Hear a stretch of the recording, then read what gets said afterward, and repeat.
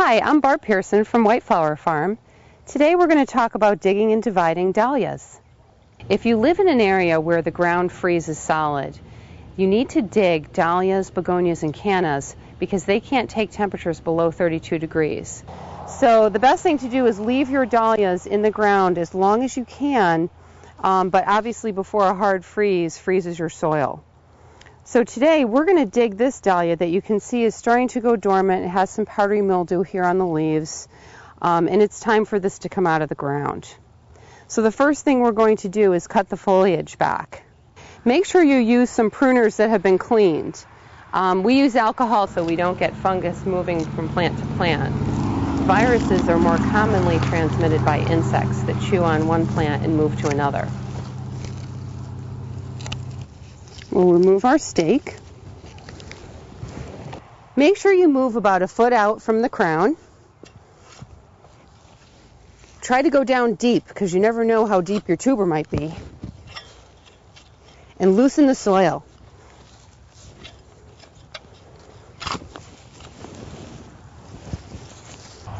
Once you've loosened the soil, just pull up your plant very gently. Dahlias are brittle when you take them out of the ground, especially up in the neck area. So you want to be careful and start knocking your soil off very, very lightly. The eyes form around the crown, right where the stem comes out. That's where you're going to see your eyes. The reason you're looking for eyes is because if you're going to divide the dahlia in the fall, each division has to have an eye. And normally the eyes will form right where the stem came out at the top of the tubers. So as you're removing the soil around where the stem was, that's where your eyes are going to be. And if you're going to divide, that's really important. Best thing to do, wash it with a hose so you can examine it even more closely. I'm going to cut the stem off to make sure that you're not getting rot down into the crown. Looking at this tuber, you can see an eye here, and they'll look very much like a potato eye. So you're wanting to look around where the stems were for little buds that look like potato eyes. This is a good example right here. So if you're wanting to divide in the fall, which you can do it in the fall or you can do it in the spring, you're going to want to get a nice sharp knife, and then you're going to cut. Remembering that the rule of division is an eye with a piece of tuber. The largest piece of tuber available is what you want to give each division. So here, I see I have an eye here, I see I have a tuber here. I'm going to cut it here because you can see this one had two stems. So during the winter, more eyes are going to form on these tubers here. So I'm going to cut it right in the center, knowing that on this side I'm probably going to get some more eyes as the winter goes on. And you see how easy that was to separate. And that's really the thing about division, is that if the plants separate easily, you know you've done it right. So here I've got an eye, I've got a piece of tuber, but I also see that this looks like a swelling here. So I think I'll divide it again so I can have more plants to give my friends. The reason that when you have a division it has to have an eye is that that's your growing point, that's your flower stalk for the next year. So if you don't have an eye with your tuber, you're not going to have a flower.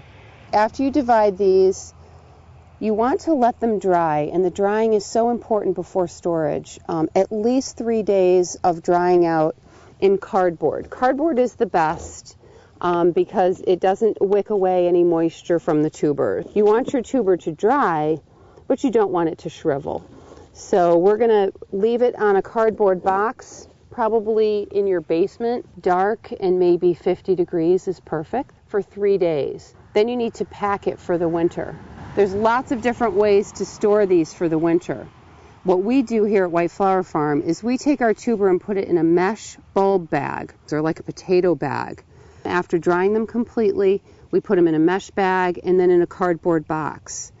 Your storage has to be above freezing, but below 50 degrees. And during the course of the winter, we'll go in and just spritz it a little bit with a spray bottle of water, just to keep the environment somewhat moist. Because what can happen during the winter is that they'll shrivel up. While that is somewhat normal, You don't want it to get too dry because then it won't produce for you in the next spring. The two other methods that I would recommend would be coarse sand that has a little bit of moisture in it. And sometimes the sand is good because then you won't have to use a fungicide on your cut end.